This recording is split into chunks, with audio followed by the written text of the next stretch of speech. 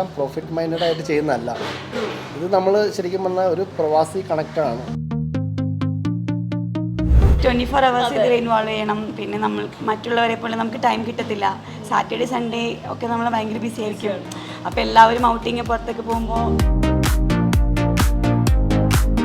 അന്നായിരുന്നു ഏറ്റവും സുഖം ബിസിനസ് ചെയ്യാനായിട്ട്. കാരണം പലരും കട പൂട്ടിപ്പോയ അല്ലെങ്കിൽ ബിസിനസ് സ്റ്റോപ്പ് ചെയ്ത സമയമാണത്. ഞങ്ങൾ ബിസിനസ് സ്റ്റാർട്ട്. കാരണം അന്ന് ലൈവ്ലിഹുഡിന് അവർക്ക് ഫുഡ് കഴിക്കാനായിട്ട് സാധനങ്ങളില്ല. ഇതിനോട് വരാൻ വലിയ താല്പര്യം ഉണ്ടായിരുന്നില്ല. പക്ഷേ ആളെ നിർബന്ധിച്ചിട്ട് വന്നതാണ്. വന്നതിന് ശേഷം എനിക്ക് തോന്നുന്നു ഇപ്പോൾ എനിക്ക് ഇവിടെ കടയിൽ വന്നില്ലെങ്കിലാണ് ഒരു ബുദ്ധിമുട്ട്.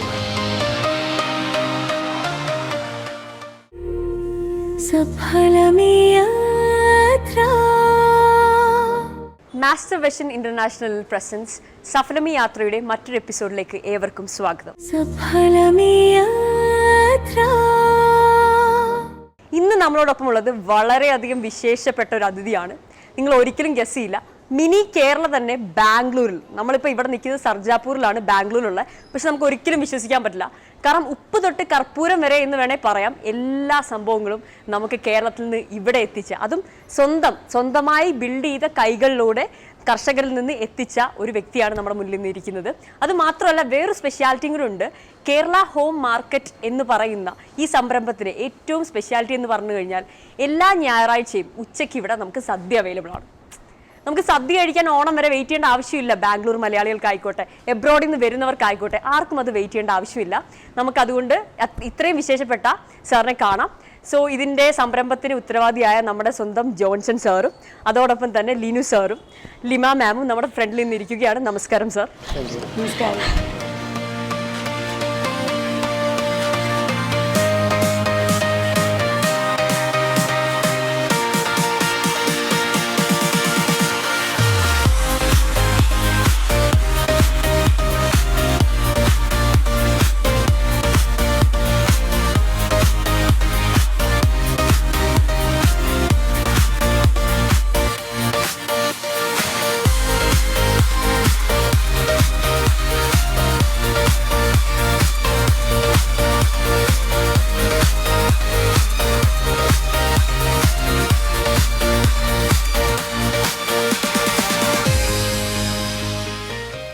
സോ നാട്ടിലെവിടെയാണ് നിങ്ങളെല്ലാവരും? ഞങ്ങൾ എറണാകുളം ജില്ലയിലെ പെരുമ്പാവൂർ എന്ന് പറയുന്ന സ്ഥലത്താണ്. ലിമ മാം? ഞാൻ തൃശ്ശൂരിലാണ്. ഞാനും ലീനും ഞങ്ങൾ ബ്രദർ സിസ്റ്റേഴ്സാണ്. അപ്പോൾ ഞങ്ങൾ തൃശ്ശൂരിലാണ്. രണ്ടുപേരും തൃശ്ശൂരായിരുന്നു. പിന്നെ വൺസ് മാരേജ് ഒക്കെ കഴിഞ്ഞ് ഇങ്ങോട്ട് മാറിയതായിരുന്നു. അതെ. ഓക്കെ.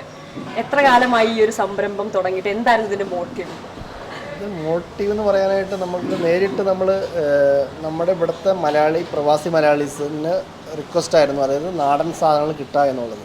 പ്രത്യേകിച്ച് നമ്മൾ കോവിഡിൻ്റെ സമയമായപ്പോൾ എല്ലാം ഷട്ട് ഡൗൺ ആയി കഴിഞ്ഞപ്പോൾ അവൈലബിലിറ്റി വളരെ ഡൗൺ ആയി. അപ്പോൾ ഞാൻ IT കമ്പനിയിൽ വർക്ക് ചെയ്യുന്നത്. അപ്പോൾ ഞാൻ നാട്ടിലേക്ക് പോയി കഴിഞ്ഞപ്പോൾ അവിടെ നമുക്ക് ഓൾറെഡി നമ്മുടെ ഒരു കർഷകരുടെ ബെൽറ്റ് ഉണ്ടായിരുന്നു. അപ്പോൾ അവിടെ നിന്ന് സാധനങ്ങൾ നമ്മൾ സമാഹരിച്ചിട്ട് ഇങ്ങോട്ടേക്ക് നമ്മൾ എത്തിച്ചു. അപ്പോൾ നമ്മുടെ ഫ്രണ്ട്സ് വഴി തന്നെ അത് വിൽപ്പന കാര്യങ്ങൾ നടത്തി. പിന്നെ പതുക്കെ നമ്മളതൊരു സ്റ്റോർ റൂമിലേക്ക് മാറ്റാന്നുള്ളതിലേക്ക് വന്നു. കാരണം ബാക്കി ഒരു സാധനങ്ങൾ വെക്കാനായിട്ട് സ്ഥലമില്ല. അപ്പോൾ അങ്ങനെയാണ് നമ്മൾ ചെറിയൊരു കട തുടങ്ങിയത്. ഫുൾ ടൈം ഒരു IT പ്രൊഫഷണൽ ആയിരുന്നു. ഞാൻ ക്രൈസ്റ്റ് കോളേജാണ് പഠിച്ചത്. അവിടെ പഠിച്ചു. പിന്നെ കുറച്ച് നാൾ അവിടെ ഗസ്റ്റ് ലെക്ചറായിട്ട് വർക്ക് ചെയ്തു. പക്ഷേ ഫുൾ ടൈം ആയിട്ട് നമ്മളൊരു IT പ്രൊഫഷണലാണ്. പക്ഷേ ഇതൊരു പക്ഷേ ചിലപ്പോൾ ബ്ലഡിൽ നമ്മുടെ ഒരു ബിസിനസ് ഉണ്ടാവാൻ. പക്ഷേ മെയിനായിട്ട് കോവിഡിൻ്റെ സമയത്താണ് ഇങ്ങനൊരു റിക്വയർമെൻറ്റ് നമ്മുടെ ഇവിടുത്തെ പ്രവാസി മലയാളികൾക്ക് ഇങ്ങനൊരു റിക്വയർമെൻറ്റ് വന്നു. കാരണം അവർക്ക് നാടൻ സാധനങ്ങൾ കിട്ടാനായിട്ടുള്ള ഒരു പര്യാപ്തത വളരെ കുറവായിരുന്നു. അപ്പോൾ നമ്മൾ നാട്ടിലുണ്ടായിരുന്നപ്പോൾ നമ്മളിങ്ങനെ ഒരു കർഷകരുടെ ബെൽറ്റ് വെച്ചിട്ട് നമ്മളിങ്ങനെ ഒരു സംരംഭം സ്റ്റാർട്ട് ചെയ്തു. പക്ഷേ നമ്മൾ ഗ്രാജുവലി അതിന് റിക്വയർമെൻറ്റ് കൂടി തുടങ്ങി. കസ്റ്റമേഴ്സിൻ്റെ എണ്ണം കൂടി. അപ്പോൾ നമ്മളൊരു കടയിലേക്ക് മാറി. പതുക്കെ ആദ്യം നമ്മളൊരു വണ്ടിയിലാണ് തുടങ്ങിയത്. അപ്പോൾ നമ്മൾ ഒരേ മെയിൻ ജംഗ്ഷനിലോ അല്ലെങ്കിൽ ഒരു മെയിൻ അപ്പാർട്ട്മെൻറ്റ്സിൻ്റെ ഒരു കൂട്ടായ്മ അവിടെ കൊണ്ടുപോയി വണ്ടി ഇടായിരുന്നു. അവർക്ക് സാധനം ഒന്ന് പർച്ചേസ് ചെയ്യായിരുന്നു. പക്ഷെ പിന്നെ ബാക്കി വരുന്ന സാധനങ്ങൾ എവിടെ വെക്കുമെന്നുള്ളൊരു ചിന്ത വന്നു. അങ്ങനെയാണ് നമ്മൾ സ്റ്റോറിലേക്ക് മാറിയത്. അങ്ങനെ നമ്മൾ സർജാപൂർ സോംപുര ഗേറ്റ് എന്ന് പറഞ്ഞ സ്ഥലത്ത് നമ്മളൊരു ചെറിയൊരു ഷട്ടർ എടുത്തിട്ട് അവിടെ ഒരു കട തുടങ്ങി. പക്ഷേ ഒരു 2-3 മാസത്തിനുള്ളിൽ തന്നെ അതൊരു കേരള ഹോം മാർക്കറ്റിൻ്റെ ഒരു സ്റ്റോറായി മാറി. പല സ്ഥലത്തു നിന്നും ആൾക്കാർ വരാൻ തുടങ്ങി, സാധനം മേടിക്കാൻ തുടങ്ങി. പിന്നെ നമ്മളത് കുറച്ചുകൂടി ഒന്ന് സ്ട്രീം ലൈൻ ചെയ്യാൻ തുടങ്ങി. ഇപ്പോൾ നമ്മൾ കർഷകരായിട്ട് കൂടുതൽ ബന്ധപ്പെട്ടിട്ട് അവരായിട്ട് നമ്മളൊന്ന് കോർഡിനേറ്റ് ചെയ്ത് കുറച്ചും കൂടി നമ്മൾ സ്റ്റാൻഡർഡൈസ്ഡ് ആക്കാൻ തുടങ്ങി. പിന്നെ നമ്മൾ സ്നാക്സ് ആയിക്കോട്ടെ അതെല്ലാം നമ്മൾ തന്നെ സ്വന്തമായിട്ട് ഉണ്ടാക്കുന്ന രീതി, അതേപോലെ കറി മസാലകൾ, പിക്കിൾസ്, അങ്ങനെ എല്ലാ സാധനങ്ങളും നമ്മൾ തന്നെ നേരിട്ട്. അപ്പോൾ നമുക്ക് അതിൻ്റെ ഹൈജീനി കുറച്ചുകൂടി കോൺസെൻട്രേറ്റ് ചെയ്യാൻ പറ്റും. ക്വാളിറ്റിയിൽ നമുക്ക് കോംപ്രമൈസ് ചെയ്യാതെ നമുക്ക് എത്താൻ പറ്റും. കാരണം മറ്റുള്ള സ്ഥലത്ത് നിന്ന് എടുക്കുകയാണെങ്കിൽ നമുക്ക് അതിൻ്റെ ക്വാളിറ്റി നമ്മുടെ കയ്യിലുണ്ടാവില്ല. നമ്മൾ നേരിട്ട് ചെയ്യുമ്പോൾ നമുക്ക് അതിൻ്റെ ക്വാളിറ്റി മെയിൻറ്റെയിൻ ചെയ്യാൻ പറ്റും. ഇപ്പൊ എത്ര സ്റ്റോഴ്സ് സാറിനുണ്ട്? ഇന്നിപ്പോ നമ്മൾ നിൽക്കുന്ന കേരള ഹോം മാർക്കറ്റ് ലിനു സാറാണ് മെയിൻറ്റെയിൻ ചെയ്ത് പോകുന്നത്. അപ്പം അളിയനും തമ്മിൽ വളരെയധികം ഒരു കോർഡിനേഷൻ എക്സിസ്റ്റ് ചെയ്യുന്നതുകൊണ്ടാണല്ലോ അങ്ങനെ മുന്നോട്ട് പോകാൻ പറ്റിയത്. അതിനെ പറ്റി ഒന്ന് സംസാരിക്കാമോ നിങ്ങൾ? അത് ഞാൻ ഫസ്റ്റ് കട തുടങ്ങിയ ഏകദേശം 4 വർഷം എടുത്തിട്ടാണ് നമ്മൾ സെക്കൻഡ് കടയ്ക്ക് തുടങ്ങിയത്. അപ്പോൾ ഞാനും എൻ്റെ മൂത്തളയും മനു എന്നാണ് പേര്. അപ്പോൾ പുള്ളിയും കൂടിയിട്ടാണ് നമ്മൾ ഇതാക്കിയത്. അപ്പോൾ പുള്ളീനെ അവിടേക്ക് ഇൻചാർജ് ആക്കിയിട്ട് വെച്ചിട്ട് ഞാൻ കുറച്ചുകൂടി അടുത്ത ഒരു എക്സ്പാൻഡ് ചെയ്യാമെന്നുള്ളതിലേക്ക് വന്നപ്പോൾ ഈ സ്ഥലം നമ്മൾ ലൊക്കേറ്റ് ചെയ്തു, കർമ്മൽ ഡാം. കാരണം ഇതൊരു മലയാളി ബെൽറ്റിൻ്റെ ഏരിയ ആണ്. അപ്പോൾ ഇവിടേക്ക് വന്നു കഴിഞ്ഞപ്പോൾ എൻ്റെ അളിയൻ ലിനു വേറെ ജോലിയിലായിരുന്നു, എറണാകുളത്ത് ചുങ്കത്തിൽ വർക്ക് ചെയ്യായിരുന്നു. ചുങ്കത്ത് വർക്ക് ചെയ്തോണ്ടിരിക്കുന്ന പെട്ടെന്ന് എന്ത് ഇങ്ങോട്ട് ഷിഫ്റ്റ് ചെയ്യാൻ? അല്ല, ഞാൻ അവനെ നിർബന്ധിച്ച് കൊണ്ടുവന്നതാണ്. താല്പര്യമുണ്ടോ ഈ ഒരു ഫീൽഡ്? അപ്പോൾ താല്പര്യമില്ലായിരുന്നു, പിന്നീട് താല്പര്യമാണ്. നിർബന്ധിച്ച് നമ്മൾ ഈ കട തുടങ്ങി കഴിഞ്ഞപ്പോഴേക്കും ഞാൻ പറഞ്ഞു, നീ വരാണെങ്കിൽ മാത്രമേ ഈ കട തുടങ്ങാൻ പറ്റൂ. കാരണം എനിക്ക് ജോലിയും എല്ലാ കാര്യങ്ങളുള്ളതാണ്. പക്ഷേ ഈ കട നോക്കി നടത്താനായിട്ട് ഒരാൾ വേണം. അങ്ങനെ നിർബന്ധിച്ച് കൊണ്ടുവന്നതാണ്. പിന്നെ അവന്റെ ഫാമിലിയും വില്ലിംഗ് ആയിരുന്നു. അപ്പൊ അവരെ എല്ലാവരും കൂടി ഇങ്ങോട്ടേക്ക് പറിച്ചു നട്ടു. അപ്പൊ എല്ലാവരും ഒരു കുടുംബമായിട്ട് മുന്നോട്ട് പോകുന്ന ഒരു സംഭവമാണ്. അപ്പാർട്ട് ഫ്രം ലൈക്ക് നമ്മൾ ഫാമിലിയും നമ്മുടെ റൂട്ട്സും എവിടുന്ന് കൊണ്ടുവന്നോ അവരൊക്കെ ഇവിടെ തന്നെ ഉണ്ടെന്ന് പറയുന്നതാണ് ഏറ്റവും വലിയൊരു സ്പെഷ്യാലിറ്റി. പ്രൊക്യൂർമെന്റ് തൊട്ട് ഇതിന്റെ സെയിൽസ് വരെ നമ്മുടെ ഫാമിലി തന്നെ എല്ലാവരും ഉണ്ട്. അപ്പോൾ 2 അളിയന്മാരുണ്ട്, എൻ്റെ വീട്ടുകാരുണ്ട്, വൈഫിന് വീട്ടുകാരുണ്ട്, എല്ലാവരും ഇതിനകത്ത് ഭാഗമാണ്. ഓക്കെ. അപ്പൊ ലിമ മാമിനെ എവിടെ നിന്നായിരുന്നു കാണുന്നത്? എങ്ങനെയായിരുന്നു നിങ്ങൾ ഈ ബിസിനസ്സിലോട്ട് വരികയും എങ്ങനെ? ഞങ്ങള് കല്യാണം കഴിഞ്ഞ് കുറച്ചാൾ കഴിഞ്ഞ് സത്യം പറഞ്ഞു കഴിഞ്ഞാൽ ഫസ്റ്റ് ആൾക്ക് ബിസിനസ്സിനോട് ഒരു താല്പര്യമില്ലായിരുന്നു. പക്ഷെ പിന്നീട് ഞാൻ മെഡിക്കൽ കോഡറായിട്ട് വർക്ക് ചെയ്യാം. ഇപ്പൊ കറന്റ് മെഡിക്കൽ കോഡറായിട്ട് വർക്ക് പിന്നീടാണ് ബിസിനസ്സിലോട്ട് വന്നത്. അല്ല, എനിക്ക് ഫസ്റ്റ് ഓഫ് ഓൾ ബിസിനസ് ആദ്യം ഭയങ്കര താല്പര്യമേ ഉണ്ടായിരുന്നില്ല. കാരണം നമ്മൾ ഭയങ്കര ബിസി ലൈഫാണ് അല്ലേ. നമുക്ക് 24 hours ഇതിൽ ഇൻവോൾവ് ചെയ്യണം. പിന്നെ നമ്മൾ മറ്റുള്ളവരെ പോലെ നമുക്ക് ടൈം കിട്ടത്തില്ല. സാറ്റർഡേ സൺഡേ ഒക്കെ നമ്മൾ ഭയങ്കര ബിസി ആയിരിക്കും. അപ്പോൾ എല്ലാവരും ഔട്ടിങ് പുറത്തൊക്കെ പോകുമ്പോൾ നമുക്ക് അതിനുള്ള ടൈം കിട്ടുന്നില്ല. അപ്പോൾ എനിക്ക് ആദ്യമൊന്നും ഇഷ്ടമേ അല്ലായിരുന്നു.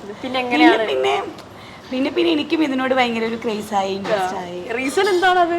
അങ്ങനെ റീസൺ അല്ല, നമ്മളൊരു കാര്യത്തിലേക്ക് ഇറങ്ങി കഴിയുമ്പോൾ പിന്നെ മക്കൾ 2 പേരാണ്. ഒരാൾ 3rd സ്റ്റാൻഡേർഡിൽ, ഒരു 1st സ്റ്റാൻഡേർഡിലാണ് പഠിക്കുന്നത്. അപ്പം ഞങ്ങൾക്ക് മെയിനായിട്ട് ഇതിനോട് എനിക്ക് തോന്നുന്നു എല്ലാവർക്കും താല്പര്യം വരാൻ കാരണം, പ്രത്യേകിച്ച് ഞങ്ങളുടെ എല്ലാ ഫാമിലിക്കും, കാരണം ആൾക്കാരുടെ പൾസ് വളരെ ഇമ്പോർട്ടൻ്റ് ആയിരുന്നു. കാരണം ഒരു പക്ഷേ നമ്മൾ ഫ്ലോപ്പായെങ്കിൽ നമ്മൾ ഒരിക്കലും ഇങ്ങനെ വരത്തില്ലായിരുന്നു. അപ്പോൾ ആൾക്കാർക്ക് നമ്മളെ വേണമായിരുന്നു, ഇങ്ങനെ ഒരു പ്രസ്ഥാനം നിലനിൽക്കണമെന്ന് അവർക്ക് ആഗ്രഹം ഉണ്ടായിരുന്നു. അപ്പോൾ അവരുടെ ഒരു സപ്പോർട്ടാണ് ശരിക്കും നമ്മളെ വളർത്തിക്കൊണ്ട് വന്നത്. ഓക്കെ. ഇപ്പൊ നമ്മൾ നിൽക്കുന്നത് സർജാപൂരിലാണ്. അപ്പൊ സാർ ഇത് ഫസ്റ്റ് തുടങ്ങുന്ന കാലയളവിൽ ഇപ്പൊ നമ്മൾ അവിടെ നിന്ന് ഇങ്ങോട്ട് വരുന്ന വഴിയും മുഴുവൻ ഒരു ലോഡ് നഴ്സറികളും ഒരുപാട് കടകളും ഒരു കട അന്തരീക്ഷങ്ങളും ഒക്കെ നമുക്ക് കാണാം. ഇങ്ങനെ തന്നെ ആയിരുന്നു സാർ തുടങ്ങുന്ന ഒരു കാലം? ഇല്ല, ഇത് ഈ ലൊക്കേഷൻ സർജാപൂർ റോഡ് കർമ്മൽ ഡാമാണ്. എൻ്റെ ഫസ്റ്റ് സ്റ്റോർ സർജാപൂരായിരുന്നു, പ്രോപ്പർ സർജാപൂരാണ്. ഇത് കർമ്മൽ ഡാമിൽ ഇവിടെ വരുന്ന സമയത്ത് ഈ റോഡ് മാത്രമേ ഉണ്ടായിട്ടുള്ളൂ, കടകളൊന്നും ആയിട്ടില്ല. അപ്പോൾ ഞാൻ ഇത് വന്ന് എല്ലാവരും നിരുത്സാഹപ്പെടുത്തി. കാരണം ഇങ്ങനെ ഒരു കട ഇവിടെ ഒരു സക്സസ് ആവാനായിട്ട് വളരെ ബുദ്ധിമുട്ടാണ്. കാരണം ഇവിടെ ഒരു വണ്ടി പോലും സ്റ്റോപ്പ് ചെയ്യാത്തൊരു സ്ഥലമാണ് എന്നൊക്കെ പറഞ്ഞു. പക്ഷേ നമ്മൾ വിചാരിച്ചു ഓക്കെ, നമ്മുടെ ഒരു മോട്ടീവ് ഉണ്ട്, നമ്മുടെ ഫാർമേഴ്സിനെ നമ്മൾ നേരിട്ട് കളക്ട് ചെയ്യുന്ന ഒരു ഐറ്റമാണ്. പിന്നെ നമുക്ക് ഫസ്റ്റ് കടയിൽ നിന്ന് നമുക്ക് നല്ല റെസ്പോൺസ് കിട്ടിയിട്ടുണ്ട്. അങ്ങനെയാണ് നമ്മൾ ഈ ബ്രാഞ്ചിലേക്ക് വരുന്നത്. പിന്നെ കസ്റ്റമേഴ്സിൻ്റെ തന്നെ ഒരു ആവശ്യപ്രകാരമാണ് നമ്മൾ ചായയിലേക്കും അതേപോലെ തന്നെ റെസ്റ്റോറൻറ്റിലേക്കൊക്കെ നമ്മൾ, അല്ലാതെ നമുക്കിങ്ങനൊരു പ്ലാനേ ഇല്ലായിരുന്നു. പിന്നെ ഇതിപ്പോൾ പതുക്കെ നമ്മളിപ്പോൾ ഒരു കേരള ഹോം മാർക്കറ്റിന്റെ മോഡൽ എന്ന് പറയുന്നത് ചായക്കട plus restaurant plus super market, complete ഒരു Kerala super market, Kerala home market. ആ ഹോം എന്ന് പറയുന്നത് നമ്മൾ ഡയറക്റ്റ് വീട്ടിൽ നിന്നുണ്ടാക്കിയ ഉൽപ്പന്നങ്ങൾ എന്നുള്ളൊരു ഹൈലൈറ്റ് ആണ്. അത് അവരുടെ പ്രവാസി വീട്ടിലെ കേരള ഹോം വീട്ടിലേക്ക് തന്നെ നമ്മൾ കൊടുക്കുന്നു. ആ ഒരു ഹോം കണക്ഷൻ ആണ് നമ്മൾ മെയിൻ ഹൈലൈറ്റ്. പിന്നെ സാറ് പിക്കിൾസ് അതേപോലെ ഹോം മെയ്ഡ് കുറച്ച് ഐറ്റംസ് കൂടെ സാറ് ശരിക്കും എൻ്റെ സിസ്റ്റർ ശരിക്കും നല്ലൊരു ഷെഫാണ്. അടിപൊളി കുക്കാണ്, സൂപ്പർ. എന്നുവെച്ചാൽ നല്ല ടേസ്റ്റി ആയിട്ട് എല്ലാം ഉണ്ടാക്കും. അപ്പം ചേച്ചിയാണ് ഫുൾ അച്ചാറുകൾ ഉണ്ടാക്കുന്നത്. എല്ലാ അതാണ് ഇവിടെ സെർവ് ചെയ്യുന്നത്, അത് മാത്രമേ ഉള്ളൂ. അതായത് നമ്മൾ പുറത്തുനിന്ന് ഒരു പിക്കിൾസ് വാങ്ങിച്ചിട്ട് നമ്മുടെ ഷോപ്പിൽ വെക്കുന്നില്ല. ഇതെല്ലാം നമ്മൾ ഹോം മെയ്ഡ് പിക്കിൾസ് ആണ്. ഇപ്പോൾ ഇത് നോക്കി കഴിഞ്ഞാൽ നമുക്ക് വെജ് പിക്കിൾസ് ഉണ്ട്, നോൺ വെജ് പിക്കിൾസ് ഉണ്ട്. പിന്നെ ഇപ്പോൾ ഇതിനകത്ത് ഇപ്പോൾ ലെമൺ, റംബൂട്ടാൻ, അല്ലെങ്കിൽ ഫിഷ് പിക്കിൾസ്, മീറ്റ് പിക്കിൾ, ഇതെല്ലാം ഉണ്ട്. പിന്നെ അതേപോലെ നമ്മൾ മെയിനായിട്ട് വേറെ ഇൻട്രൊഡ്യൂസ് ചെയ്യുന്നതാണ് കോക്കനട്ട് ഓയിൽ. ഇത് നമ്മൾ വീട്ടിൽ തന്നെ ചെയ്യുന്നതാണ്. കേരള സ്വാദിൻ്റെ കോക്കനട്ട് ഓയിലാണത്. എല്ലാ ഞായറാഴ്ചയും സദ്യ എവിടെ നിന്നാണ് ആ ഒരു കൺസെപ്റ്റിലേക്ക് ജോൺസൺ സാറിന് പോകാൻ കഴിഞ്ഞത്? അതങ്ങനെ നമ്മൾ പ്ലാൻ ചെയ്ത് വന്നൊരു, എല്ലാ ഔട്ട്ലെറ്റിലും അവൈലബിൾ ആണോ അതോ ഇതാണോ റെസ്റ്റോറൻറ്റ്? ഇവിടെയും നമ്മുടെ വേറൊരു അത് കൂടുതൽ റെസ്റ്റോറൻറ്റ് സ്പേസ് കൂടുതലുള്ള സ്ഥലത്ത് നമ്മളത് പ്രൊവൈഡ് ചെയ്യും. ഇവിടെയാണ് നമ്മൾ സ്റ്റാർട്ട് ചെയ്തത്, കർമ്മൽ ഡാം കടയിലാണ്. അതെന്ന് പറഞ്ഞു കഴിഞ്ഞാൽ നമ്മൾ പലപ്പോഴും തോന്നി കഴിഞ്ഞപ്പോൾ പല കസ്റ്റമേഴ്സും വരുമ്പോൾ അവർ ഓണത്തിന് മുമ്പ് പോകുന്നു, അവർക്ക് നാട്ടിലുണ്ടാവില്ല, പക്ഷെ അവർക്ക് സദ്യ മിസ് ചെയ്യണം. അപ്പോൾ നമ്മൾ വിചാരിച്ചു ഓക്കെ നമുക്ക് എന്തായാലും എല്ലാം നാടൻ സാധനങ്ങളുണ്ട്, അപ്പോൾ എന്തുകൊണ്ട് നമുക്ക് സദ്യ ചെയ്തുകൂടാ, അങ്ങനെ ഒരു കോൺസെപ്റ്റ് ഇതിനായിട്ട് ബാംഗ്ലൂർ അങ്ങനെ കേട്ടിട്ടില്ല. ഇപ്പോൾ നാട്ടിലായി എനിക്ക് തോന്നുന്നു വളരെ അപൂർവമായിരിക്കും സദ്യ കൊടുക്കുക എല്ലാ ആഴ്ചയും കൊടുക്കുന്നത്. അപ്പോൾ നമ്മൾ അങ്ങനെ അത് കഴിക്കാൻ വേണ്ടി മാത്രം വരുന്ന ആൾക്കാരുണ്ട്, ഒരുപാട് പേരുണ്ടല്ലേ. സാർ 180 രൂപയ്ക്കാണ് സദ്യ പ്രൊവൈഡ് ചെയ്തിരുന്നത്. അപ്പോൾ അത് സാറിന് ബിസിനസ് ആസ്പെക്റ്റിൽ നോക്കുമ്പോൾ സാറിന് പലതും പ്രോഫിറ്റബിൾ ആണ്. എൻ്റെ കസ്റ്റമേഴ്സിനോട് ചോദിച്ചു കഴിഞ്ഞാൽ നമ്മളെല്ലാം പ്രോഫിറ്റ് മൈൻഡഡ് ആയിട്ട് ചെയ്യുന്നതല്ല. ഇത് നമ്മൾ ശരിക്കും നമ്മുടെ നാട്ടിലെ സാധനങ്ങൾ മിസ്സാവരുത് എന്നുള്ളതാണ് അവരുടെ ചിന്ത. അപ്പോൾ അത് നമ്മൾ പ്രൊവൈഡ് ചെയ്യുന്നു. അപ്പോൾ അത് നമ്മൾ ഏറ്റവും നല്ല രീതിയിൽ നമ്മൾ കൊടുക്കാൻ പറ്റുന്ന, അപ്പോൾ അവർക്കൊരു വൈബ് ക്രിയേറ്റ് ചെയ്യാം. അവർ നമ്മൾ ഇവിടെ കടയിൽ വന്നിട്ട് ഒരു ചായ കുടിച്ചില്ലെങ്കിൽ അവർക്കൊന്ന് മിസ്സായ പോലെയാണ്. കാരണം ഒരു വൈബ് ക്രിയേറ്റ് ചെയ്തുകൊണ്ടാണ് അങ്ങനെ വന്നത്. അപ്പോൾ അതുകൊണ്ട് നമുക്ക് നമ്മൾ പ്രോഫിറ്റ് മൈൻഡഡ് അല്ല, അല്ലെങ്കിൽ ഒരു ബിസിനസ് മൈൻഡഡ് അല്ല നമ്മളിതിനകത്ത്. ശരിക്കും അവർക്ക് വന്ന് ചേരാൻ പറ്റുന്ന ഒരു ഇടം, അതാണ് കേരളത്തിലുള്ള മലയാളീസ് കേരളത്തിൽ നിന്ന് ഇങ്ങോട്ട് വന്ന് നോക്കുമ്പോൾ അവർക്ക് ഒരു ഹോംലി ഫീലിംഗ് കൊടുക്കുന്നുണ്ട്. ഓക്കെ, അപ്പോൾ സാർ ഞാൻ ഒരു മേജർ ഡൗട്ട് വെക്കുന്നത് വെച്ച് കഴിഞ്ഞാൽ ഒരു ചുങ്കത്ത് ജ്വല്ലറിയിൽ വർക്ക് ചെയ്തിട്ട് അവിടുന്ന് തികച്ചും വ്യത്യസ്തമായൊരു എനർജിയാണ് ബിസിനസ് വ്യവസായത്തിലേക്ക് വരും, അതും വ്യത്യസ്തമായൊരു വ്യവസായത്തിലേക്ക് വരുമ്പോൾ അതെങ്ങനെയാണ് സാറ് ഇപ്പം മെയിൻറ്റെയിൻ ചെയ്ത് മുന്നോട്ട് പോകുന്നത്? അല്ല, ആദ്യം പറഞ്ഞല്ലോ എനിക്ക് ഇതിനോട് വരാൻ വലിയ താല്പര്യം ഉണ്ടായിരുന്നില്ല. പക്ഷേ ആളെയും നിർബന്ധിച്ചിട്ട് വന്നതിന് ശേഷം എനിക്ക് തോന്നുന്നു ഇപ്പോൾ എനിക്ക് ഇവിടെ കടയിൽ വന്നില്ലെങ്കിലാണ് ഒരു ബുദ്ധിമുട്ട്.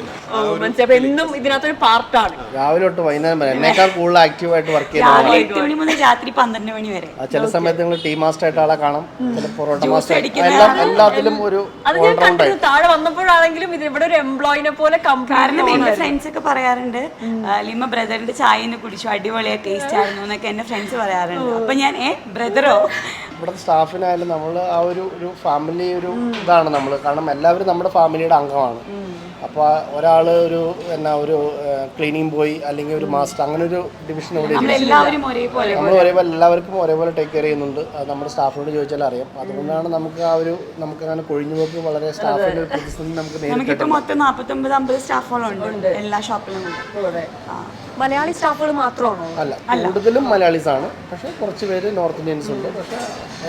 പക്ഷെ അവരൊക്കെ മലയാളം അറിയുന്നവരാണ്. അതായത് മലയാളം അറിയാത്ത സ്റ്റാഫും ഇല്ല. അവർ ചിലപ്പോൾ 2-3 വർഷമായിട്ട് നമ്മുടെ കൂടെ ഉള്ളവരാണ്. അപ്പോൾ അവർക്ക് എല്ലാം മലയാളം അറിയാം. അവർ നമ്മുടെ ഒരു ഫാമിലിയുടെ മെമ്പറാണ്. ഇവിടെ അങ്ങനെ ഒരു നോർത്ത് ഇന്ത്യൻ ആണ്, സൗത്ത് ഇന്ത്യൻ ആണ്, അല്ലെങ്കിൽ ആ മതമാണ് ഈ മതമാണ്, അങ്ങനെ പരിപാടി ഞങ്ങൾ ഒട്ടും പ്രൊമോട്ട് ചെയ്യാത്തൊരു. നമ്മുടെ ഒരാൾ അങ്ങനെ ചെയ്ത് കഴിഞ്ഞാൽ നമ്മൾ ആളെ വാണിംഗ് കൊടുത്ത് പുറത്താക്കും. നമ്മൾ ഒരിക്കലും അതിനകത്ത് കോംപ്രമൈസ് ചെയ്യില്ല. One of the major questions exist ചെയ്യുന്ന വെച്ച് കഴിഞ്ഞാൽ ബാംഗ്ലൂരിന്റെ ഏറ്റവും വലിയ പ്രത്യേകത എന്ന് പറഞ്ഞാൽ ഇവിടെയുള്ള ആൾക്കാരെക്കാളും കൂടുതൽ ബോൺ ആൻഡ് ബോട്ടപ്പിനേക്കാളും കൂടുതൽ കുറെ മലയാളീസ് എക്സിസ്റ്റ് ചെയ്യുന്ന ഒരു സ്ഥലമാണ് ബാംഗ്ലൂർ. അപ്പൊ ഈ ഒരു ഫീൽഡിൽ എന്തായാലും ഇഷ്ടം പോലെ കോമ്പറ്റീഷൻ ഫേസ് ചെയ്യുന്നുണ്ടാവില്ലേ? ഉണ്ടോ? ഉറപ്പായിട്ടുണ്ട്. അപ്പൊ ചലഞ്ചസ് ഉണ്ടായിട്ടില്ലേ? അതിൻ്റെതായ പ്രശ്നങ്ങൾ ഇത്രയും കാലങ്ങളിൽ ഉണ്ടായിട്ടില്ലേ? അതെങ്ങനെ നേരിട്ടു?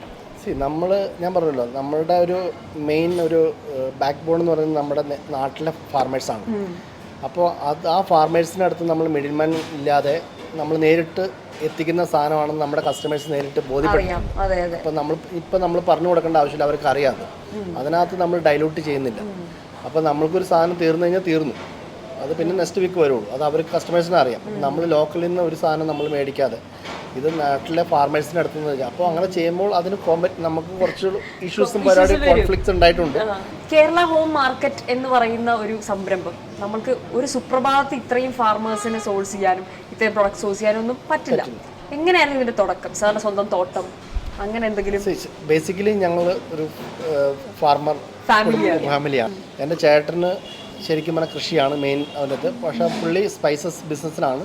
പക്ഷെ കൃഷി ഒരുപാട് ഏക്കർ തോട്ടം എടുത്തിട്ട് കൃഷി ചെയ്യുന്ന ആളാണ്. പിന്നെ ഞങ്ങളുടെ ഏരിയ എന്ന് പറയുന്നത് ശരിക്കും പറഞ്ഞു കഴിഞ്ഞാൽ മലയാറ്റൂർ, കാലടി, പെരുമ്പാവൂർ, കോതമംഗലം ഈ ഏരിയ എന്ന് പറഞ്ഞാൽ ഒരു കർഷക ബെൽറ്റാണ്. എറണാകുളം ജില്ലയിലെ കർഷക ബെൽറ്റാണ്. അപ്പോൾ അവർ പതുക്കെ അവിടെ നിന്ന് ഞങ്ങൾ ആദ്യം ഒരു 10-30 ഫാർമേഴ്സ് ഉണ്ടായിരുന്നുള്ളൂ. പിന്നെ പതുക്കെ അടുത്തുള്ള ഫാർമേഴ്സ് അറിഞ്ഞ് അങ്ങനെ സാധനങ്ങളുടെ സോഴ്സസ് കൂടി തുടങ്ങി. അങ്ങനെ ഫാർമേഴ്സ് കൂടുതലായിട്ട് നമ്മുടെ വാട്സപ്പ് ഗ്രൂപ്പിൽ കൂടി. അപ്പോൾ ഓട്ടോമാറ്റിക്കായിട്ട് ഇപ്പോൾ നമുക്ക് ഏകദേശം 280+ ഫാർമേഴ്സ് നമുക്ക് നമ്മുടെ ബെൽറ്റ് ഉണ്ട്. അപ്പോൾ പല പല വ്യത്യസ്ത ഐറ്റംസ് ആയിട്ട് അപ്പോൾ നമുക്ക് അതുകൊണ്ട് ഇന്ന് ഐറ്റം കിട്ടാനായിട്ട് നമുക്ക് ബുദ്ധിമുട്ടില്ല.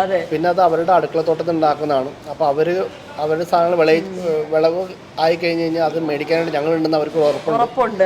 അപ്പോൾ അതുകൊണ്ട് അവരുടെ സാധനത്തിന് ന്യായമായ വിലയും കിട്ടുന്നുണ്ട്. അത് നമ്മുടെ ഇവിടുത്തെ പ്രവാസി മലയാളികൾക്ക് നാടൻ സാധനം ഞങ്ങൾക്ക് കൊടുക്കാൻ പറ്റും. അതാണ് ഞങ്ങളുടെ ഒരു മെയിൻ ഹൈലൈറ്റ് എന്ന് പറയുന്നത്. അപ്പോൾ ഇങ്ങനെ ഒരു സംരംഭം ബിൽഡ് ചെയ്യുന്ന സമയത്ത് സാറിൻ്റെ അച്ഛനും അമ്മയും പ്രസന്റ് ആയിരുന്നോ, അതോ എങ്ങനെയായിരുന്നു അവരുടെ ഒരു സ്വാധീനം സാറിന്റെ ലൈഫിൽ, എക്സ്പീരിയൻസിൽ, വാല്യൂസിൽ, എല്ലാത്തിലും? സ്റ്റാർട്ടിങ്ങിൽ എൻ്റെ അപ്പച്ചൻ മരിച്ചു കഴിഞ്ഞിട്ടാണ് ഞാൻ ഇത് തുടങ്ങുന്നത്. പക്ഷേ അപ്പച്ചൻ ശരിക്കും പറഞ്ഞു കഴിഞ്ഞാൽ കൃഷിയും കാര്യങ്ങളൊക്കെ ആയിട്ട് താല്പര്യമുള്ള ആളായിരുന്നു. എൻ്റെ ചേട്ടനാണ് കൂടുതലായിട്ട് എന്നെ അതിനകത്ത് സപ്പോർട്ട് ചെയ്തതാണ്. പക്ഷേ എനിക്കന്ന് വലിയ, കാരണം എനിക്ക് IT-യിലായതുകൊണ്ട് എനിക്ക് സമയം കാര്യങ്ങളൊന്നുമില്ല. പക്ഷേ പുള്ളി രാവിലെ തൊട്ട് വൈകുന്നേരം വരെ പാടത്തും കൃഷിയും കാര്യങ്ങളൊക്കെ ആയിരുന്നു. അപ്പോൾ അവനാണ് എന്നോട് പറഞ്ഞത്, അങ്ങനെയാണെങ്കിൽ എൻ്റെ ഫ്രണ്ട്സ് ചോദിക്കുന്നുണ്ടെങ്കിൽ എന്തുകൊണ്ട് സാധനങ്ങൾ അവിടേക്ക് കൊടുത്തുകൂടാ, അങ്ങനെ അവനാണ് പറഞ്ഞത്, ചേട്ടൻ പുള്ളിയാണ് പറഞ്ഞത്. പിന്നെ ഞാൻ നോക്കി ഓക്കെ കുഴപ്പമില്ല. അങ്ങനെ ചേട്ടനാണ് ഫസ്റ്റ് ട്രക്കിൽ കയറ്റി സാധനം കൊണ്ട് വന്നത് ബാംഗ്ലൂർ. പിന്നെ പതുക്കെ പിന്നെ അവനവിടെ നാട്ടിൽ തന്നെ കൃഷിയും കാര്യങ്ങളൊക്കെ ഉണ്ട്. അപ്പോൾ പിന്നെ നമ്മൾ പിന്നെ ഇവിടെ ഒരു ബേസ് ഉണ്ടാക്കിയിട്ട് നമ്മുടെ ഫ്രണ്ട്സൊക്കെ ആയിട്ടാണ് നമ്മൾ പിന്നെ അടുത്ത ലെവലിലേക്ക് എടുക്കുന്നത്. സാർ എങ്ങനെയാണ് ബാംഗ്ലൂരേക്ക് വരുന്നതും ബാംഗ്ലൂർ സിറ്റിയിൽ എങ്ങനെയാണ് തുടങ്ങുന്നത് ലൈഫ്? ഞാൻ ഇങ്ങനൊരു പ്ലാൻ ഇല്ലായിരുന്നു സാറിന്? തീർച്ചയായിട്ടും ഇല്ല. ഞാൻ ഇവിടെ പഠിക്കാൻ വേണ്ടി വന്നതാണ്. ഞാൻ ക്രൈസ്റ്റ് കോളേജിലാണ് പഠിച്ചത്. പഠിപ്പ് കഴിഞ്ഞ് കഴിഞ്ഞപ്പോൾ ഞാൻ IT മേഖലയിലേക്ക് ജോലി കിട്ടി. ഞാൻ BCA MCA പഠിച്ചു. ക്രൈസ്റ്റിലാണ് പഠിച്ചത്. അത് കഴിഞ്ഞ് കഴിഞ്ഞിട്ട് ഞാൻ IT-യിലേക്ക് കയറി. അത് കഴിഞ്ഞ് ഏകദേശം 16 വർഷത്തോളം IT മേഖല തന്നെ വർക്ക് ചെയ്തു. 16 വർഷം IT മേഖല വർക്ക് ചെയ്തു. അത് മന്ത് എൻഡ് നമ്മൾ IT ആണ് ഇഷ്ടം. കാരണം മന്ത് എൻഡ് നമുക്ക് സാലറി കിട്ടും. ക്ലൗഡ് ആർക്കിടെക്റ്റും കൂടെയാണ് sir. Apart from all this, ഇതിനോടൊപ്പം തന്നെ അതിനിടയ്ക്ക് ക്രൈസ്റ്റ് യൂണിവേഴ്സിറ്റിയിൽ പ്രൊഫസറായിട്ട് ഞാൻ ഗസ്റ്റ് ലെക്ചറായിട്ട് വർക്ക് ചെയ്തായിരുന്നു അവിടെ. പക്ഷേ നമുക്ക് ഫുൾ ടൈം കിട്ടാത്തതുകൊണ്ട് നമ്മൾ അത് നിർത്തി. പിന്നെ പക്ഷേ മെയിൻ നമ്മുടെ ഇൻകം എന്ന് പറയുന്നത് IT പ്രൊഫഷണൽ തന്നെയാണ്. പക്ഷേ ഇത് നമുക്കൊരു പാഷനായിരുന്നു. 2020 COVID-19 പാൻഡമിക്കിന്റെ ഭയങ്കര ഡിഫിക്കൽറ്റി ഉണ്ടായിരുന്നു. അന്നായിരുന്നു ഏറ്റവും സുഖം ബിസിനസ് ചെയ്യാനായിട്ട്. കാരണം പലരും കട പൂട്ടിപ്പോയ അല്ലെങ്കിൽ ബിസിനസ് സ്റ്റോപ്പ് ചെയ്ത സമയമാണത്. ഞങ്ങൾ ബിസിനസ് സ്റ്റാർട്ട്, കാരണം അന്ന് ലൈവ്ലിഹുഡിന് അവർക്ക് ഫുഡ് കഴിക്കാനായിട്ട് സാധനങ്ങളില്ല. പക്ഷെ വിത്തൗട്ട് ഫുഡ് ട്രാൻസ്പോർട്ട് ചെയ്തു.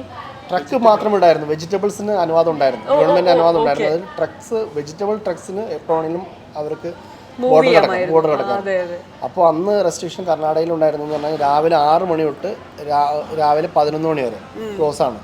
അപ്പോൾ പക്ഷേ നമ്മൾ രാവിലെ 6 മണി തൊട്ട് സാധാരണ 11 മണി വരെ നിൽക്കുന്ന കച്ചവടം നമുക്ക് ഈ രാവിലെ 6 മണി തൊട്ട് രാവിലെ ഒരു 3-4 മണിക്കൂർ കൊണ്ട് നമുക്ക് കിട്ടുമായിരുന്നു. എല്ലാ കസ്റ്റമേഴ്സും ക്യൂ ആയിരുന്നു. കാരണം അവർക്ക് എത്രയും പെട്ടെന്ന് മേടിച്ചിട്ട് പോകണം. 11 മണി ആകുമ്പോഴേക്കും അവർ ഡിസ്പേഴ്സ് ആവണം. അപ്പോൾ പോലീസ് വരും, ഇത് വരും, അത് അടയ്ക്കാൻ പറയും, കാര്യങ്ങൾ പറയും. കാരണം അവരുടെ ടൈം നോക്കിയിട്ട് കറക്റ്റ് നമ്മൾ അടയ്ക്കണം. അപ്പോൾ അന്ന് ശരിക്കും പറഞ്ഞാൽ നമ്മൾ കൊണ്ടുവന്ന സാധനം ടപ്പേന്ന് തീരുന്നത്. ഇന്നിപ്പോൾ നമ്മൾ രാവിലെ തൊട്ട് വൈകുന്നേരം വരെ വെയിറ്റ് ചെയ്യണമെങ്കിൽ അന്ന് ജസ്റ്റ് 4 മണിക്കൂർ വെയിറ്റ് ചെയ്യാൻ മതി. കോവിഡ് ആണ് ശരിക്കും പറഞ്ഞാൽ ഞങ്ങൾക്ക് ഇങ്ങനെ ഒരു ബൂസ്റ്റ് കിട്ടിയത്. ഒരുപക്ഷെ പല ബിസിനസ്സുകാർക്കും വളരെ ഒരു നെഗറ്റീവ് ആയിരുന്ന സ്ഥലത്ത് ഞങ്ങൾക്ക് ഈ മേഖലയ്ക്ക് ശരിക്കും പറഞ്ഞാൽ പോസിറ്റീവ് ആയിരുന്നു. കാരണം മനുഷ്യൻ ജീവിക്കണമെങ്കിൽ ഫുഡ് വേണം. അപ്പോൾ അന്ന് ഗവൺമെൻറ് ഫുഡ് വെഹിക്കിൾസിന് റെസ്ട്രിക്ഷൻ ഇല്ലായിരുന്നു, അതിൻ്റെ ഷോപ്പുകൾക്കും റെസ്ട്രിക്ഷൻ ഇല്ലായിരുന്നു. അപ്പോൾ അതുകൊണ്ട് നമുക്കത് മൂവ്മെൻറ്റ് പറ്റി. ഓക്കെ. അപ്പോൾ മാഡത്തിൻ്റെ ഈ ഒരു സംരംഭത്തിൽ മാഡത്തിന് പറയാനുള്ള ഏറ്റവും ഹൈലൈറ്റ് ആയിട്ടുള്ള ഒരു കാര്യം എന്ന് പറയുന്നത് എന്താണ്? ആൻഡ് ബിസിനസ് ഇൻട്രസ്റ്റ് ഇല്ലാതിരുന്ന ഒരു വ്യക്തി എങ്ങനെയാണ് ഇതിലേക്ക് വരുന്നത്? ഈ പറഞ്ഞ പോലെ തന്നെ ഇപ്പം നമ്മൾ ബിസിനസ്സിലേക്ക് ഇറങ്ങി കഴിയുമ്പോൾ നമുക്ക് ഇപ്പം ഞാൻ വർക്ക് ചെയ്യുകയാണ്, പിന്നെ ഫാമിലി. അപ്പം ഞാൻ വല്ലപ്പോഴും ഈവനിങ് ഒക്കെ ഇപ്പോൾ ഏതെങ്കിലും സ്റ്റാഫ് ലീവ് ആണെങ്കിലോ അല്ലെങ്കിൽ ഇപ്പോൾ ഇവർ പറയാണ് ഭയങ്കര തിരക്കാണ്, ബിസിയാണ്, ഒന്ന് വന്ന് ഹെൽപ്പ് ചെയ്യുക അങ്ങനെയൊക്കെ പറയുമ്പോഴേ ഞാൻ വരാറുള്ളൂ യൂഷ്വലി. അല്ലെങ്കിൽ ഫ്രൈഡേ, സാറ്റർഡേ, സൺഡേ ആണ് ഞാൻ ഷോപ്പിലേക്ക് വരാറ്. മൺഡേ ടു ഫ്രൈഡേ എനിക്ക് വർക്ക് ആയതുകൊണ്ട് പിന്നെ കുട്ടികളുണ്ട്. ഈ ഷോപ്പ് അല്ലാതെ ബാക്കിയുള്ള ഷോപ്സ് ഉണ്ട്. ഞാൻ ഈ ഷോപ്പിലേക്ക് അങ്ങനെ വരാറില്ല. നമ്മൾ വീടിൻ്റെ അടുത്തുള്ള ഷോപ്പിലാണ് ഞാനിപ്പോൾ യൂഷ്വലി പോവാറ്. പിന്നെ നമ്മളൊരു കോമ്പൗണ്ടിൽ നമ്മൾ 3 പേരും ഡിഫറെൻറ്റ് അപ്പാർട്ട്മെൻറ്റിൽ താമസിക്കണം. അപ്പം ഞാനില്ലെങ്കിലും എൻ്റെ 2 സിസ്റ്റർ ഇൻ ലോസ് ഉണ്ട്. അപ്പോൾ കുട്ടികൾ 7 പേരുണ്ട് കുട്ടികൾ മൊത്തം. അപ്പോൾ അവർ എല്ലാവരും ഒരുമിച്ച് കളിക്കാനും അപ്പം നമ്മൾ തന്നെ വേണമെന്നില്ല, ഞാൻ തന്നെ വേണമെന്നില്ല. ഇപ്പം ഞാൻ ഇല്ലെങ്കിലും അവർ ഫുഡ് കൊടുക്കും, അപ്പം അവരെ നോക്കിക്കോളും. അപ്പം പിന്നെ എനിക്ക് അങ്ങനത്തെ പ്രശ്നമില്ല. ഓക്കെ. നിങ്ങളുടെ ലവ് മാരേജ് ആണ്? ഇന്നത്തെ ഒരു കാലയളവിലാണെങ്കിലും നമ്മൾ ഏത് ഫാമിലി എടുത്ത് നോക്കിയാലും പല കാര്യങ്ങളും വിജയിക്കാതെ പോകുന്ന റീസൺ കോർഡിനേഷൻ എക്സിസ്റ്റ് ചെയ്യുന്നത്. അത് മാത്രമല്ല കേരളത്തിൽ നിന്ന് നിങ്ങൾ മൈഗ്രേറ്റ് ചെയ്ത് ഇവിടെ വന്ന് സ്റ്റേ ചെയ്യാൻ തയ്യാറും കൂടെ ആവണമല്ലോ ഓരോ ആൾക്കാരും. അല്ല അതാണ് ഇപ്പം ലിനുവിന് നമ്മളിപ്പോൾ ഈ ഒരു ഷോപ്പ് സ്റ്റാർട്ട് ചെയ്യാൻ തുടങ്ങിയപ്പോൾ ലിനുവിനെ വിളിച്ചപ്പോൾ ലിനുവിനോട്ട് താല്പര്യം ഉണ്ടായിരുന്നു. കാരണം അല്ല അവൻ അവിടെ ഒരു പ്രോപ്പർ ജോലി, പിന്നെ അവൻ അവിടെ വീടൊക്കെ വെച്ചു എറണാകുളത്ത്, അവൻ അങ്ങനെ സെറ്റിൽ ആയിട്ട് വന്നുകൊണ്ടിരിക്കുന്ന സമയത്ത് അവൻ ഇങ്ങോട്ട് ഷിഫ്റ്റ് ചെയ്യാന്ന് പറയുമ്പോൾ അവന്റെ എത്ര കാലമായി ഷിഫ്റ്റ് ആയിട്ട്? ഇപ്പൊ 2 വർഷം. ഈ ഷോപ്പ് ഓപ്പൺ ആയിട്ട് 2 വർഷം. 11 o'clock വരെ ഇവിടെ ടൈം സ്പെൻഡ് ചെയ്യും. അപ്പോൾ ഫാമിലി ആയിട്ട് എങ്ങനെ ടൈം സ്പെൻഡ് ചെയ്യും? അതിനെ കുറിച്ച് പറയുകയാണെങ്കിൽ കുറച്ച് അടിയാവും. അതുകൊണ്ട് ഞാൻ ചോദിച്ചു 11 o'clock വരെ സൺഡേ വരെ ഉണ്ടാവില്ലേ? അപ്പോൾ അതിന് ഇവന്റെ വൈഫിനോട് ആൻസിയോട് ചോദിക്കേണ്ടി വരും. പ്രശ്നം അല്ല ഇത് എല്ലാവർക്കും അറിയാം. ഇതിന്റെ ബിസിനസ് എന്ന് പറഞ്ഞു കഴിഞ്ഞാൽ പുറമേ നോക്കുമ്പോൾ എല്ലാം വളരെ ഈസിയാണ്, പക്ഷെ ഇൻസൈഡ് അതിൻ്റെതായ പ്രോബ്ലംസ് ഉണ്ട്, അത് ഉണ്ടാവും. പക്ഷേ ഏതൊരു ബിസിനസ്മാൻ എടുത്താലും അവർക്ക് ഫാമിലിയിൽ ടൈം സ്പെൻഡ് ചെയ്യണം. പക്ഷേ ആ ഫാമിലിയിലുള്ളവർ അത് മനസ്സിലാക്കി കഴിഞ്ഞാൽ അതിനകത്ത് വലിയ പ്രശ്നമില്ല. One of the major question എന്ന് പറഞ്ഞു കഴിഞ്ഞാൽ ഇനിയുള്ള 10 വർഷത്തിൽ AI ഡെവലപ്ഡ് ആവുന്നു, പല പല ചേഞ്ചസും വരുന്നുണ്ട്. ഈ ഒരു ഫീൽഡിൽ അത് അഫക്റ്റ് ചെയ്യാനുള്ള ചാൻസസ് എന്ന് പറയുന്നത് വളരെ കുറവാണ്. പക്ഷെ നേരെ മറിച്ച് സാറിന്റെ IT ഫീൽഡ് വിട്ട് സാർ പൂർണ്ണമായും ബിസിനസ്സിലേക്ക് മാറാൻ ചാൻസ് ഉണ്ടോ? അങ്ങനെ ഇപ്പോൾ നമുക്കൊരു പ്ലാൻ ഇല്ല. പക്ഷേ ഇത് ഫ്യൂച്ചർ നമുക്ക് പറയാൻ പറ്റത്തില്ല. കാരണം എന്ന് പറഞ്ഞു കഴിഞ്ഞാൽ നമ്മൾ ഇപ്പോൾ ഞാൻ പറയില്ല, നമുക്ക് മന്തെൻ്റെ നമുക്ക് എപ്പോഴും ഹാപ്പി ആയിരിക്കും IT-ലാവുമ്പോൾ. പക്ഷേ ഇവിടെ നമുക്ക് പ്രോപ്പറായിട്ട് നമ്മുടെ ഇൻവോൾവ്മെൻ്റ് ഇല്ലെങ്കിൽ ഇത് എപ്പോൾ വേണമെങ്കിൽ സ്ലിപ്പാവും. നമ്മളെ പറയില്ല, ഇതിനകത്ത് നമ്മൾ ഡൈലൂട്ട് ചെയ്ത് കഴിഞ്ഞാൽ നമ്മൾ ഓട്ടോമാറ്റിക്കായിട്ട് ഞങ്ങൾ മറ്റുള്ളവരിൽ നിന്ന് ഒരു തരത്തിലുള്ള ഒരു വ്യത്യാസം ഉണ്ടാവില്ല മറ്റുള്ള സ്റ്റോറിയിൽ നിന്നായിട്ട്. അപ്പോൾ നമ്മളത് ഡൈലൂട്ട് ചെയ്യാതെ നമ്മൾ കൊണ്ടുനടക്കണമെങ്കിൽ നമ്മുടെ ഇൻവോൾവ്മെൻറ്റും പാർട്ടിസിപ്പേഷനും വളരെ ആക്റ്റീവായിട്ടുണ്ടാവണം. നമുക്ക് ഇതിനകത്ത് പാഷൻ പോയി കഴിഞ്ഞാൽ പിന്നെ ഇതില്ല. അപ്പോൾ എൻ്റെ പാഷൻ ഇപ്പോൾ ഇതിനകത്ത് തന്നെയാണ്. അപ്പോൾ ഒരു പക്ഷേ എന്ന് വേണമെങ്കിലും അത് ചിലപ്പോൾ ടാറ്റ ബൈ ബൈ പറയേണ്ടി വരും. കഴിഞ്ഞ 6 വർഷത്തെ സാറിൻ്റെ ഈ യാത്രയിൽ സാറിന് തിരിഞ്ഞ് നോക്കുമ്പോൾ സാർ ഒരു റിട്ടേൺ ഓഫ് ഇൻവെസ്റ്റ്മെന്റ് അല്ല, പ്രോഫിറ്റും കാര്യങ്ങളും ഒന്നും അല്ല, തുടങ്ങിയ സമയത്താണെങ്കിലും പല പല ചലഞ്ചസും ഫേസ് ചെയ്തിരുന്നു. ഇന്ന് തിരിഞ്ഞു നോക്കുമ്പോൾ sir as A business man, അതിനേക്കാൾ ഉപരി ആസ് എ മനുഷ്യൻ കുറേ വാല്യൂസും എക്സ്പീരിയൻസും ലേൺ ചെയ്തിട്ടുണ്ടാവും. അതെന്തായിരിക്കും ഷെയർ ചെയ്യാനുള്ള മെയിൻ ആയിട്ടുള്ള കുറച്ച് വാല്യൂസ് സാർ മനസ്സിലാക്കിയ ആസ് എ വ്യവസായി? ഇപ്പോൾ ഞാൻ പറയട്ടെ, ഇപ്പോൾ നമ്മളെപ്പോഴും എല്ലാവരും ചെയ്യുന്നൊരു കാര്യം എന്ന് പറഞ്ഞു കഴിഞ്ഞാൽ സക്സസ് സ്റ്റോറീസ് വായിക്കാം. ഞാൻ നേരെ ഓപ്പോസിറ്റാണ്. ഞാൻ ഫെയിലിയർ സ്റ്റോറീസാണ് ഞാൻ എപ്പോഴും വായിക്കാം. ഞാൻ എൻ്റെ ഇൻസ്റ്റയിൽ എടുത്തു കഴിഞ്ഞാൽ ഏറ്റവും കൂടുതൽ കാണുന്നത് എന്തുകൊണ്ടത് ഫെയിലായി, എന്തുകൊണ്ട് ഇത് ഫെയിലായി, എന്തുകൊണ്ട് ആ റെസ്റ്റോറൻറ്റ് ഫെയിലായി, എന്തുകൊണ്ട് ഈ ബിസിനസ് ഫെയിലായി എന്ന് മാത്രമേ കാണും. അവർക്ക് പറ്റി തെറ്റ് ഞാൻ റിപ്പീറ്റ് ചെയ്യാൻ പാടില്ല. സക്സസ് സ്റ്റോറീസിൽ ഒരിക്കലും നെഗറ്റീവ് കാര്യങ്ങൾ പറയില്ല, അവർ പോസിറ്റീവ് മാത്രമേ പറയുള്ളൂ. അത് വെച്ചിട്ട് തുടങ്ങുന്ന ഒരാൾ ഒരിക്കലും സക്സസ് ആവില്ല. ഇതിനകത്ത് വരുമ്പോൾ ഇതിനകത്ത് കഷ്ടപ്പാടുകളും ബുദ്ധിമുട്ടുകളും എന്താണെന്ന്, അത് എന്തുകൊണ്ട് ഫെയിൽ ആവാം എന്നുള്ളതാണ് നമ്മൾ അറിയേണ്ടത്. ഫെയിലിയേഴ്സ് നമ്മൾ അറിഞ്ഞു കഴിഞ്ഞാൽ നമ്മൾ വീണ്ടും ആ ഫെയിലിയറിലേക്ക് പോയില്ല. അതൊരു വളരെ വ്യത്യസ്തമായ ഒരു ഐഡിയോളജിയാണ്. എനിക്കൊന്നും ആരും അധികം അത് ഫോക്കസ് ചെയ്യാറില്ല. എല്ലാവരും സക്സസ് സ്റ്റോറീസ് ആണല്ലോ. കാരണം നമ്മൾ ഇന്ന് ഫോക്കസ് ചെയ്യുന്നതാണെങ്കിലും ഗ്ലോറിഫൈ ചെയ്ത് കാണിക്കുന്നത് സക്സസ് സ്റ്റോറീസ് മാത്രമാണ്. കാരണം ഫെയിലിയേഴ്സിന് പഠിക്കാൻ നമ്മളെ ആരും പഠിപ്പിക്കുന്നില്ല എന്നുള്ളത് യാഥാർത്ഥ്യമാണ്. പിന്നത്തെ ഒരു മേജർ ഫാക്ടർ എന്ന് പറഞ്ഞു കഴിഞ്ഞാൽ എനിക്ക് ചോദിക്കാനുള്ളതെന്ന് പറഞ്ഞു കഴിഞ്ഞാൽ സാറിൻ്റെ ഈ അനുഭവങ്ങളും ഇപ്പം സാർ മനസ്സിലാക്കിയ ഈ ബിസിനസ്സിൽ നിന്നായിക്കോട്ടെ, ഇനി വേറൊരു വ്യക്തിക്ക്, ഒരു യങ്സ്റ്റർ തുടങ്ങുന്ന ഒരു വ്യക്തിയെ സംബന്ധിച്ചിടത്തോളം ഇതുപോലൊരു ബിസിനസ്സോ അല്ലെങ്കിൽ ഇതുപോലെ എക്സ്പോർട്ടിംഗ് ആയിട്ടുള്ള അല്ലെങ്കിൽ നാടനായിട്ടുള്ള മറ്റുള്ളവരെ സഹായിച്ചുകൊണ്ട് റിട്ടേൺ ഓഫ് ഇൻവെസ്റ്റ്മെന്റിൽ ഫോക്കസ് ചെയ്യാതെ മാനുഷിക പരിഗണനയും കൂടെ കൺസിഡർ ചെയ്ത് ചെയ്യുന്ന ആൾക്കാർക്ക് വേണ്ടി സാറിന് കൊടുക്കാനുള്ള അഡ്വൈസസ് എന്തൊക്കെയാണ് സ്റ്റാർട്ട് ചെയ്യുന്നത്? നമുക്ക് ഇതൊരു ബിസിനസ്സായിട്ട് നമ്മൾ കൊണ്ടുനടന്നു കഴിഞ്ഞാൽ ഒരിക്കലും വിജയിക്കില്ല. നമ്മൾ ഇതിനകത്ത് ഇറങ്ങണമെങ്കിൽ, ഏത് ബിസിനസ് ആയിക്കോട്ടെ നമ്മൾ ഇറങ്ങണമെങ്കിൽ നമുക്ക് അതിനൊരു പാഷൻ ഉണ്ടാവണം. എനിക്കൊരു റെസ്റ്റോറൻറ്റ് തുടങ്ങണമെങ്കിൽ എനിക്ക് ആ റെസ്റ്റോറൻറ്റിൽ A to Z ചെയ്യാനുള്ള മനസ്സുണ്ടാവണം. അല്ലാതെ വെറുതെ നമ്മൾ ഇരുന്നൊരു കറങ്ങണ കസലിൽ ഇരുന്ന് കഴിഞ്ഞാൽ ഒരിക്കലും നടക്കില്ല. അപ്പോൾ ഓരോ ഷെഫിൻ്റെ ആയിക്കോട്ടെ, ക്ലീനിങ് ബോയ്, അവരുടെ കഷ്ടപ്പാടും ബുദ്ധിമുട്ടും നമുക്ക് മനസ്സിലാക്കാൻ പറ്റണം. അപ്പോൾ ഇത് ഫസ്റ്റ് ഡേ തന്നെ നമുക്ക് സക്സസ് ഉണ്ടാവില്ല. ഇതിന് ഒരു ജേർണി ഉണ്ട്. ആ ജേർണിയിൽ നമ്മൾ പിടിച്ചു നിൽക്കുക എന്നുള്ളതാണ് ഏറ്റവും വലുത്. നമ്മൾ അതിനനുസരിച്ച് ഇട്ടിട്ട് പോയി കഴിഞ്ഞാൽ പോയി, നമ്മളും അടുത്തൊരു ഫെയിലിയർ സ്റ്റോറി ആയിട്ട് മാറും. അങ്ങനെയല്ല നമ്മൾ വേണ്ടത്. നമ്മളെപ്പോഴും ആ ഒരു പാഷൻ ഉണ്ടെങ്കിൽ നമ്മൾ ഈ ഫെയിലിയേഴ്സിനൊക്കെ നമുക്ക് അടുത്ത ലെവലിലേക്ക് കൊണ്ടുപോകാൻ പറ്റും. അതുതന്നെയാണ് എനിക്ക് എല്ലാവരോടും പറയാനുള്ളത്. ബാംഗ്ലൂർ സിറ്റിയിലാണ് സാർ ഇത് മൊത്തം ബിൽഡ് ചെയ്തിരിക്കുന്നത്. സാറിന് എന്താണ് ബാംഗ്ലൂർ സിറ്റി എന്ന് പറയുന്ന ഒരു അന്തരീക്ഷത്തിൽ ഇനി ഒരു വ്യവസായവുമായിട്ട് എത്രത്തോളം ഇമ്പോർട്ടൻ്റ് ആണ് ആ ഒരു കണക്ഷൻ? ബാംഗ്ലൂർ അല്ലായിരുന്നെങ്കിൽ ഇങ്ങനൊരു സംരംഭം പോസിബിൾ ആയിരുന്നു? ബാംഗ്ലൂർ നമ്മൾ ഇവിടെ പഠിക്കാൻ വന്നു, നമ്മൾ കുറേ വർഷം ഇവിടെ സ്പെൻഡ് ചെയ്തപ്പോൾ നമുക്ക് ഇവിടുത്തെ ഒരു നോളജ് ഉണ്ട്. അപ്പോൾ നമുക്ക് ഇവിടുത്തെ ഒരു ഏരിയ ബേസ് എന്താണെന്ന് നമുക്കറിയാം. ഇപ്പോൾ ഇതേ അവസ്ഥ ഞാനിപ്പോൾ ചെന്നൈയിൽ പഠിച്ചെങ്കിലും ചിലപ്പോൾ ഉണ്ടായിരുന്നു. അതെ. പക്ഷേ ഇവിടുത്തെ ഒരു ഇതെന്ന് പറഞ്ഞു കഴിഞ്ഞാൽ നമുക്ക് നാട്ടിൽ നിന്ന് സോഴ്സ് ചെയ്യാനായിട്ട് വളരെ എളുപ്പമാണ്. ട്രാൻസ്പോർട്ടേഷൻ കുറച്ചുകൂടി എളുപ്പമാണ്. പിന്നെ ഇവിടെ കുറച്ചുകൂടി ക്ലൈമറ്റ് കുറച്ചുകൂടി നമുക്കൊരു അനുകൂലമാണ്. പിന്നെ ഇവിടെ വേറെ ഇഷ്യൂസ്, അതായത് നമ്മൾ പൊളിറ്റിക്കലായിട്ട് മറ്റുള്ളതായിട്ട് നമുക്ക് കുറച്ചുകൂടി ഫേവറിസമാണ്. കുറച്ച് വലിയ ഇഷ്യൂസ് ഇല്ല. അപ്പോൾ ഇവിടുത്തെ ഒരു മലയാളി ബേസ് നമുക്ക് നന്നായിട്ടുണ്ട്. എനിക്കൊന്ന് കേരളം കഴിഞ്ഞു കഴിഞ്ഞാൽ പ്രവാസികൾ ഏറ്റവും കൂടുതൽ തിങ്ങിപ്പാർക്കുന്ന ഒരു നഗരം ബാംഗ്ലൂരാണ്. നാട്ടിൽ പോകാറുണ്ടോ? നാട്ടിൽ പോകുന്നത് വളരെ അപൂർവമാണ്. ആ ചോദ്യം ചോദിക്കുമ്പോൾ എല്ലാവരും ചിരി വരുന്നു. എനിക്ക് തോന്നുന്നു ഇവർക്ക് രണ്ടുപേർക്കും കുറച്ചും കൂടി നാട്ടിൽ പോകുന്നത് ഇഷ്ടമാണ്. എനിക്ക് നാട്ടിൽ പോകുന്നത് ഒട്ടും ഇഷ്ടമല്ല. ഒന്നതല്ല, ഞാൻ അമ്മ ഉണ്ട് നാട്ടിലാണ് ഇല്ല. അവിടെ അവരെ ചേട്ടനുണ്ട്, ഫാമിലി എല്ലാവരും ഉണ്ട്. പക്ഷെ ഞാൻ കാണേണ്ട സമയത്ത് ഞാൻ പോയിട്ട് വരും. പിന്നെ അപ്പയമ്മ ഇടയ്ക്കിടയ്ക്ക് വരും, മന്ത്ലി വൺസ് അങ്ങനെ വരും. അപ്പൊ സന്തോഷപരമായ ഒരു കുടുംബ ജീവിതവും അതോടൊപ്പം തന്നെ ഒരു നല്ല ബാംഗ്ലൂർ ലൈഫും അതിനേക്കാളുപരി മിക്സഡ് ആയ ആൾക്കാരെയും മലയാളികളെയും പ്രവാസികളെയും ഒക്കെ മനസ്സിലാക്കിയിട്ടുള്ളൊരു നാടൻ മനുഷ്യനിൽ നിന്ന് ഇന്ന് നല്ലൊരു വ്യവസായിയും നല്ലൊരു കുടുംബ ജീവിതം മുന്നോട്ട് പോകുന്നൊരു വ്യക്തിയുമായി മാറിയതിൽ ഞാൻ ഒരുപാട് ഹാപ്പിയാണ്. കാരണം ഇതുപോലത്തെ ഒരു അഭിമുഖം, ഇറ്റ് വാസ് ഒരു ഹോംലി എനർജി ഇവിടെ ഉണ്ടായിരുന്നു. ഒരിക്കലും ഈ ഒരു അന്തരീക്ഷത്തിൽ ഇരിക്കുന്ന സമയത്ത് എനിക്ക് കേരളത്തിലല്ല എന്ന് തോന്നുന്നതേ ഇല്ല. കാരണം ബാംഗ്ലൂർ എന്ന് പറയുന്നത് നമ്മൾ താഴെ വന്ന് കേരള ഹോം മാർക്കറ്റ് കഴിഞ്ഞ് അതിനകത്തോട്ട് കയറുമ്പോൾ പിന്നെ നമുക്ക് കേരള വൈബ്സ് ആണ് വരുന്നത്. അത് എനിക്ക് തോന്നുന്നത് സാറിൻ്റെ പാഷനിലും സാർ ഇത്രയും കാലം വ്യവസായത്തിലിട്ട എനർജിയും ഒക്കെ, അതിനേക്കാൾ ഉപരി ജോലിയിലൊട്ടും ആത്മാർത്ഥത ഇല്ലായ്മ കാണിക്കുന്നില്ല, മറ്റുള്ള ജോലികളും മുന്നോട്ട് കൊണ്ടുപോകുന്നു. അപ്പോൾ ഇനിയും ഈ യാത്ര, ഇത്രയും കാലമുള്ള യാത്ര എല്ലാം സഫലമായിരുന്നു അല്ലേ? അപ്പം ഇനിയും ഈ യാത്ര മുന്നോട്ട് സഫലമായി നല്ല പോലെ മുന്നോട്ട് പോകട്ടെ. സാറിൻ്റെ കുട്ടികളെയും എല്ലാവർക്കും നല്ല ആശംസകൾ നേരുന്നു. ഇനി സാറിന് വരുന്ന വ്യവസായത്തിലായിക്കോട്ടെ സാറിന് പൂർണ്ണമായും ഈ ബിസിനസ്സിലേക്ക് കാൽ വെച്ച് കയറാൻ പറ്റട്ടെ എന്ന് ഞാൻ ആശംസിക്കുന്നു. അതുപോലെ തന്നെ ഇവിടെ നിന്നുള്ള എല്ലാ കസ്റ്റമേഴ്സിനും പറയാനുള്ളത്, സാറിന് അത്രയും ഇതിനകത്ത് പാഷൻ ഉണ്ടെന്നുള്ളത് ഈ അഭിമുഖത്തിൽ നമുക്ക് വ്യക്തമാണ്. നിങ്ങളെല്ലാവരും one or the other way business interest അല്ലാണ്ട് പോലും ഇതിലേക്ക് വന്നതിന് നമുക്കത് വിസിബിൾ ആണില്ല.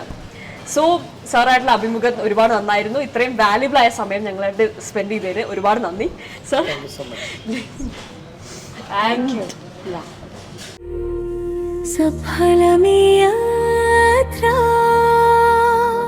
സഫലമീ യാത്രയുടെ മറ്റൊരു മനോഹരമായ എപ്പിസോഡ് ഇവിടെ അവസാനിക്കുകയാണ്.